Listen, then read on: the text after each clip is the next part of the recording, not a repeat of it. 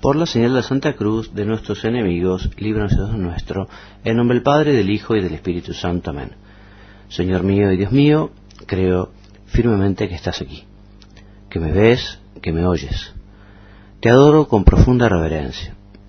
Te pido perdón de mis pecados y gracia para hacer con fruto este rato de oración. Madre mía Inmaculada, San José, mi Padre y Señor, Ángel de mi guarda, interceded por mí. Queridos hermanos, vamos a hacer nuestro rato de oración el día de hoy contemplando el misterio de la Santísima Trinidad, y vamos a meditarlo con las enseñanzas de San Atanasio y con el famoso símbolo atanasiano. Pero ¿qué decir primero de este santo? Fue una de las grandes figuras del siglo IV, junto con San Basilio el Grande, San Gregorio Nacianceno y San Gregorio de Niza en Oriente, y junto a San Hilario y San Ambrosio en Occidente. Y es una de las grandes figuras de la Iglesia del siglo IV por su incansable defensa del símbolo de la fe promulgado en el Concilio de Nicea. Por eso se le llama también Padre de la Ortodoxia y Columna de la Fe. San Atanasio nació en Alejandría de Egipto en el año 295. En esa ciudad recibió su formación filosófica y teológica y fue ordenado diácono a los 24 años. Acompañó al obispo Alejandro, patriarca de Alejandría, al Concilio de Nicea, recordamos, en el año 325. En este concilio, el primero de los ecuménicos, la Iglesia condenó la herejía de Arrio, que negaba la consubstancialidad del Padre y del Hijo, y afirmaba, por el contrario, que el Verbo, aunque era superior a todas las criaturas, era inferior al Padre. A pesar de esta condena, los secuaces de Arrio, amparados muchas veces por la autoridad imperial, siguieron difundiendo sus doctrinas, sobre todo en Oriente. Es entonces cuando cobra enorme importancia San Atanasio, que, elegido justamente para sustituir a Alejandro en la sede de Alejandría, es consagrado obispo en el año 328. De ese momento se convierte en el gran adalid del credo de Nicea, el brillante escritor que expone teológicamente y defiende contra diversas herejías la fe verdadera en la Santísima Trinidad. Esta defensa le costó nada más ni nada menos que 6 destierros, pero de todos ellos regresó invicto a Alejandría, donde el clero y el pueblo le acogían triunfalmente. Sus últimos años transcurrieron en paz. Falleció en el año 373, 8 años antes de que el Concilio I de Constantinopla, segundo ecuménico, reafirmara solemnemente la fe de Nicea y diera término a la herejía arriana. La producción literaria de San Atanasio es amplísima. La mayor parte está relacionada con la defensa de la divinidad del Verbo, de la segunda persona de la Santísima Trinidad, proclamada, como hemos dicho, en Nicea. Es el caso de los escritos apologéticos y dogmáticos contra los paganos y contra los arrianos. También escribió el libro La Encarnación del Verbo. Elaboró escritos exegéticos y ascéticos. Es famosa su vida de San Antonio, el primer eremita, y también escribió varias cartas dogmáticas enviadas a diversos obispos. También es de su puño las cartas festales dirigidas a sus fieles con ocasión de la fiesta de la Pascua. Una de ellas, la correspondiente al año 367, es particularmente interesante porque contiene la primera lista completa de los 27 libros del Nuevo Testamento considerados como canónicos. Queridos hermanos, vamos a meditar ahora uno de los textos de San Atanasio. Concretamente es la primera carta a Serapión, del número 28 al 30, que trata sobre la Santísima Trinidad, y dice así el texto. Es cosa muy útil investigar la antigua tradición, la doctrina y la fe de la Iglesia Católica, aquella que el Señor nos ha enseñado, la que los apóstoles han predicado y los padres han conservado. En ella, en efecto, tiene fundamento la Iglesia, y si alguno se aleja de esa doctrina, de ninguna manera podrá ser ni llamado cristiano. Nuestra fe es esta: la Trinidad Santa y Perfecta, que se distingue en el Padre y en el Hijo y en el Espíritu Santo, no tiene nada extraño a sí misma, ni añadido de fuera, ni está constituida por el Creador de las criaturas, sino que es toda ella potencia creadora y fuerza operativa. Una sola es su naturaleza, idéntica a sí misma. Uno solo el principio activo, una sola la operación. En efecto, el Padre realiza todas las cosas por el Verbo en el Espíritu Santo. De este modo se conserva intacta la unidad de la Santísima Trinidad. Por eso, en la Iglesia se predica un solo Dios que está por encima de todas las cosas, que actúa por medio de todo y está en todas las cosas, como dice la carta a los Efesios en su capítulo 4. Está por encima de todas las cosas, ciertamente como Padre, principio y fin. Actúa a través de todo, sin duda, por medio del Verbo. Obra, en fin, en todas las cosas en el Espíritu Santo. El apóstol Pablo, cuando escribe a los Corintios sobre las realidades espirituales, reconduce todas las cosas a un solo Dios Padre, como al principio, diciendo: hay diversidad de carismas, pero un solo Espíritu. Hay diversidad de ministerios, pero un solo Señor. Hay diversidad de operaciones, pero uno solo es Dios que obra en todos. Primera carta a los Corintios, capítulo 12, 4 al 6. En efecto, aquellas cosas que el Espíritu distribuye a cada uno provienen del Padre por medio del Verbo, pues verdaderamente todo lo que es del Padre es también del Hijo.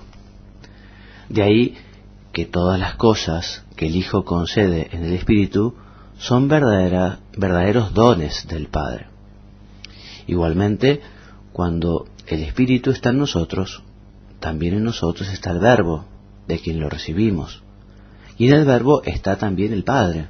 De este modo se realiza lo que está dicho. Vendremos, dice, vendremos. Entre paréntesis, yo y el Padre y yo, dice el Señor. Y pondremos en Él nuestra morada. Juan capítulo 14. Porque donde está la luz, allí se encuentra el esplendor. Y donde está el esplendor, allí está también su eficacia y su espléndida gracia. Lo mismo enseña San Pablo en la segunda epístola a los Corintios. Con estas palabras dice: la gracia del Señor Jesucristo, el amor de Dios y la comunicación del Espíritu Santo estén con todos vosotros. Se trata de la segunda carta a los Corintios, capítulo 13, versículo 3. La gracia, en efecto, que es don de la Trinidad, es concebida por el Padre, por medio del Hijo y en el Espíritu Santo.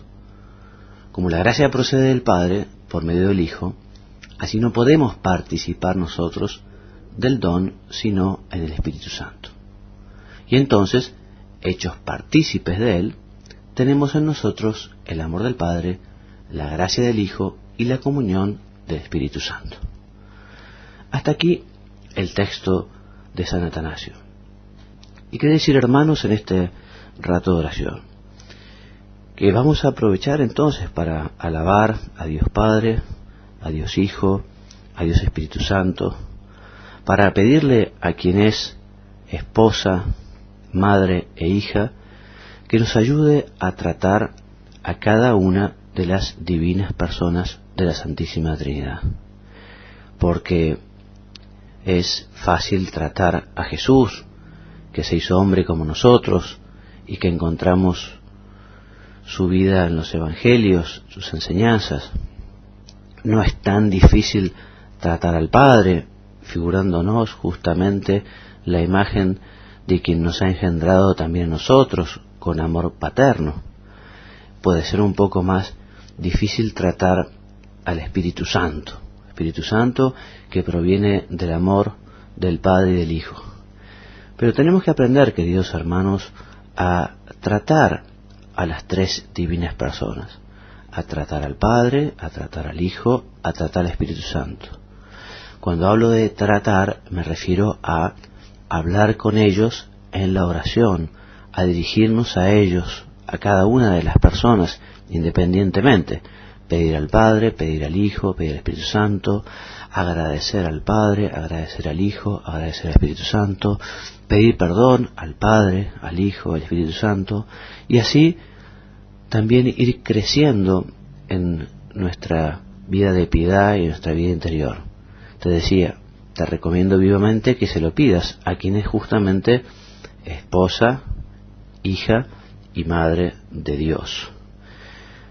Los santos han meditado, lógicamente, a la Santísima Trinidad y concretamente Santa Teresa de Jesús nos cuenta en su biografía el impacto que le supuso el meditar este símbolo que leeremos dentro de un ratito, el símbolo atanasiano. Ella, haciendo su oración, nos dice que, estando una vez rezando el Quicunque Vult, así son las primeras palabras del símbolo en latín, se me dio a entender la manera cómo era un solo Dios y tres personas, tan claro que yo me espanté y me consolé mucho. Hízome grandísimo provecho para conocer más la grandeza de Dios y sus maravillas, y para cuando o pienso o trata a la Santísima Trinidad.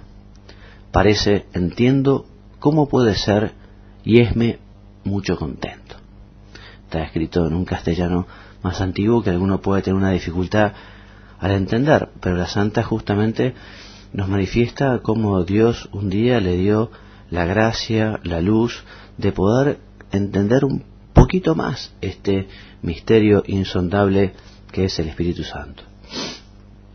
Y la Iglesia nos recomienda alimentar la piedad con un sólido alimento, y por eso nos invita a rezar o meditar estas reglas de fe y la oración y las oraciones compuestas para alabanza a la Santísima Trinidad. El símbolo atanasiano del que estamos hablando, o también llamado Quicunque, que antiguamente los cristianos recitaban cada domingo después de la homilía, y que aún muchos recitan y meditan en honor de la Santísima Trinidad. Otro símbolo que vale la pena meditar en honor de la Santísima Trinidad es el trisagio angélico, especialmente en esta solemnidad, en la solemnidad de la Santísima Trinidad. Rezar muchas veces el Gloria al Padre y al Hijo y al Espíritu Santo. Por eso, hermanos míos, continuemos pidiéndole a la Santísima Virgen que nos ayude a alabar, a bendecir, a agradecer a cada una de las divinas personas de la Santísima Trinidad.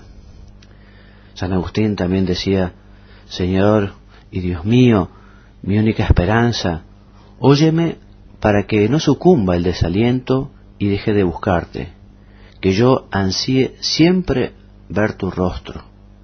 Dame fuerzas para la búsqueda. Tú quisiste que te encontrara y que me has dado esperanzas de un conocimiento más perfecto. Ante ti está mi firmeza y mi debilidad. Sana esta, conserva aquella. En ti está mi ciencia y mi ignorancia. Si me abres, recibe al que entra. Si me cierras el postigo, abre al que llama. Haz que me acuerde de ti, que te comprenda y que te ame. Acrecienta en mí estos dones hasta mi reforma completa. O sea que pidámosle a la Santísima Virgen, pidámosle a Santa Teresa, a los santos, a San Agustín, que nos ayude justamente a profundizar en este misterio de la Santísima Trinidad, como para que nuestra piedad, nuestro amor sea creciente. Sigue diciendo el santo, sigue diciendo San Agustín en su tratado sobre la Trinidad: cuando arribemos a tu presencia, cesarán estas muchas cosas que ahora hablamos sin comprenderlas, y tú permanecerás todo en nosotros, y entonces modularemos un cántico eterno alabándote unánimemente, y hechos en ti también nosotros una sola cosa. Eso es lo que aspiramos todos, poder compartir toda la eternidad junto a la Trinidad Beatísima, junto al Padre, junto al Hijo y junto al Espíritu Santo. Por eso, hermanos, alabemos con frecuencia al Señor uno y trino. Recordemos que el Padre nos está cuidando y nos tiene un amor enorme, que el Hijo está a su derecha y que padeció por nosotros derramando hasta su última gota de sangre, que el Espíritu Santo nos santifica y está dispuesto a darnos las gracias que necesitamos para ir creciendo espiritualmente, para ir amando más al Padre, al Hijo y al Espíritu Santo, a Él mismo. Quizá, hermano mío, nunca escuchaste este símbolo atanasiano, este símbolo que, si bien no es de San Atanasio, pero recoge justamente todas las enseñanzas del santo y de estos primeros concilios, del concilio de Nicea, del concilio de Constantinopla. Es una oración medianamente larga que yo te invito a que reces ahora conmigo, poniendo el corazón, poniendo la cabeza y tratando de alabar al Señor con este bendito símbolo, que dice así. Primero tiene una antífona que reza: Gloria a ti, Trinidad, igual, única deidad, antes de los siglos, ahora y siempre. Y comienza: todo el que quiera salvarse es preciso, ante todo, que profese la fe católica, pues quien no la observe íntegra y sin tacha, sin duda alguna perecerá eternamente. Y esta es la fe católica, que veneramos a un solo Dios en la Trinidad Santísima y a la Trinidad en la unidad, sin confundir las personas ni separar las sustancias, porque una es la persona del Padre, otra la del Hijo y otra la del Espíritu Santo. Pero el Padre, el Hijo y el Espíritu Santo son una sola divinidad. Les corresponde igual gloria y majestad eterna. ¿Cuál es el Padre? Tal es el Hijo, tal el Espíritu Santo. Increado el Padre, increado el Hijo, increado el Espíritu Santo.